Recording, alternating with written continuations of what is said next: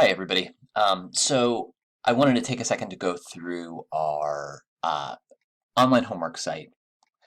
Um, we're going to be doing a lot of work in class. We're going to be doing a lot of practice in class, but sometimes it's really nice to go home and kind of really drive home these concepts with a little bit of repeated practice. So if you aren't sure how to access this site, if you are on Blackboard and go to the Welcome module with Start Here, there are detailed instructions for how to follow the steps to register for the course. You go to the Macmillan Learning website, you enter in the course ID. If you purchased access from the bookstore, you'll enter in a course code at that point. If not, you can pay for access directly there. Once you get that information in, then it will take you to this page. So you can see this week there's nothing due. Next week, again, there is nothing due. There is nothing due in the online learning site. I still encourage you to go ahead and get practice or get access to that, sorry. So as soon as you can, even if it's before the class, if you have the code that you purchased from the bookstore or you're purchasing directly, go ahead and follow those steps and get registered. The sooner you do it, the better. Don't want to wait until right before it's done. So you can see that we have all of our assignments. You're going to have 4 of these learning curve assignments due at the end of the second week. So again, not waiting until the last minute is probably a good way to approach this. You can look, we have 1 the following week, and then, yeah, you can see how this goes through. So I'm just going to take a peek in the first learning curve. When you do this, your target score is 450. You have a study plan. When you click over here, this is going to actually take you to the ebook. So you can go in there if you want to go through it and read the chapters before you start working on this content. They're not long, okay? I know it says there's 3 sections, but like this is just 3 pages. So nothing too crazy. But when you have reviewed that stuff and you feel comfortable looking through these 3, we're going to go ahead and go to begin activity. And so you have a couple options. So a university professor downloads the roster of his students, which includes the names and other helpful information. The following table contains the first few rows of the professor's roster spot. What type of variable is credit hours? So we're just kind of understanding different types of variables. Again, we will go through this in the videos that you will watch, as well as we'll cover it in class, so you'll have a lot of experience with this stuff.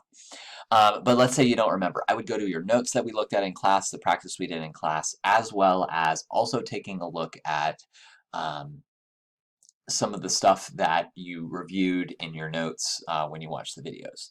But if you want to, you can click, and this is probably the easiest way to get through this, is if you click on the ebook section, it's going to actually take you to the exact page where this is referred. And you can see that it's asking us, it's either a categorical variable or a numeric variable. I'm actually pretty confident since it's credit hours, that's a numerical variable. I'm going to submit that and we're good to go there. Now I can pop this back out. Oh, actually that made it open in a separate window. At that point we can kind of close this ebook off for a little bit and we can go to the next question. The population and statistical study is, so we're going to go through and answer that. Again, go through your notes. Let's say we get an incorrect answer. You can see that this question value is worth 15 points. We need to just answer them as we go. You can see I have 15 out of 450 already. Notice, it didn't take away from my 15 points. What it did, though, is this question will not be worth as many because I've missed this question. Now let's say I try it again, I submit an answer. Okay, now it's telling me it's only going to give me 2 points. I'm going to submit the correct answer. It did give me some points. Notice I did not come down from my 15. If you get it wrong repeated amount of times, it will give you a 0 points towards your mastery, but it's never going to deduct points from what you've earned already. And then we can start going through this. Again, notice this one actually asked me to type this in. Again, if you're unsure how to spell something, I would go to the ebook section or go to your notes and make sure you spell that correctly.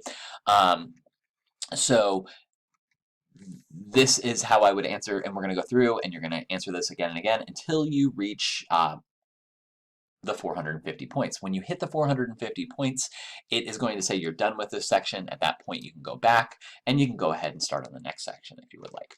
Okay, you need to have them all complete by when that is due. So if you're unsure about when those things are due, just make sure you go to the course information tab.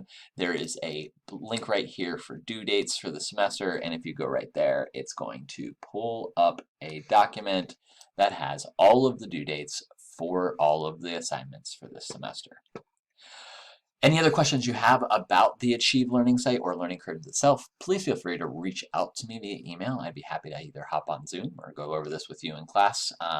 Again, it's just some extra repetition and practice. I think it's really good for students to really get this terminology down using this concept. So thank you for taking the time, and again, let me know if there's anything I can do to help.